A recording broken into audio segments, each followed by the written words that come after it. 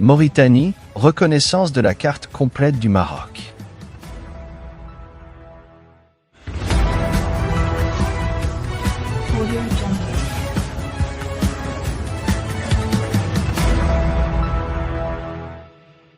La récente décision de la Mauritanie d'incorporer dans ses manuels scolaires la carte du royaume intégrant les régions du sud du Maroc qui lui sont limitrophes a suscité des réactions contrastées, mais cela reste, toutefois, un grand pas vers le consensus international.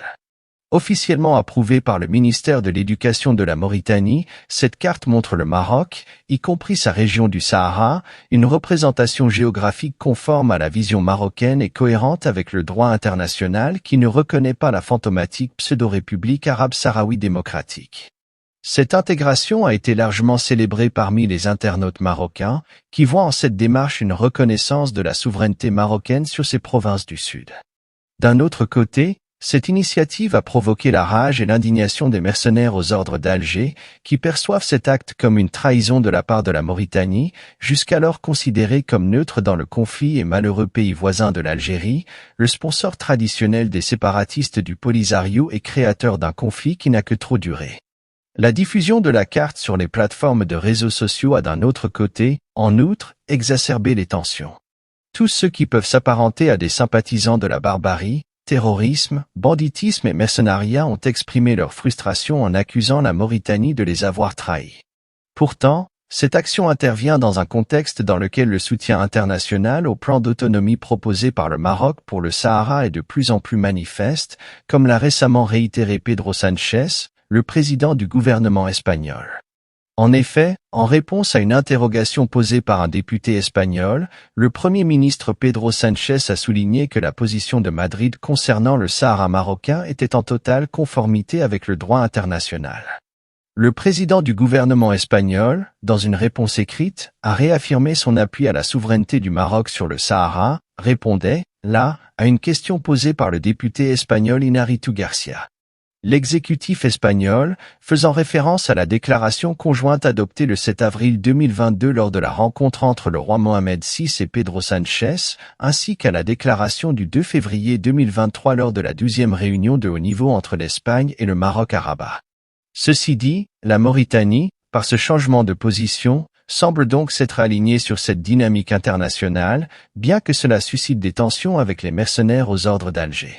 Mais à bien y regarder, cette tendance à rebours des anciennes cartes qui amputaient le Maroc de son Sahara paraît révolue. Ceux qui s'étaient employés jadis à s'accoutumer du fait, comme la chaîne britannique Sky News, ont adopté dernièrement la bonne carte, celle qui inclut les provinces du sud du royaume. En octobre dernier, la chaîne londonienne d'information continue, que l'on désigne souvent comme la première chaîne d'information européenne et mondiale, a remplacé l'ancienne carte en affichant celle qui intègre les provinces du sud du royaume.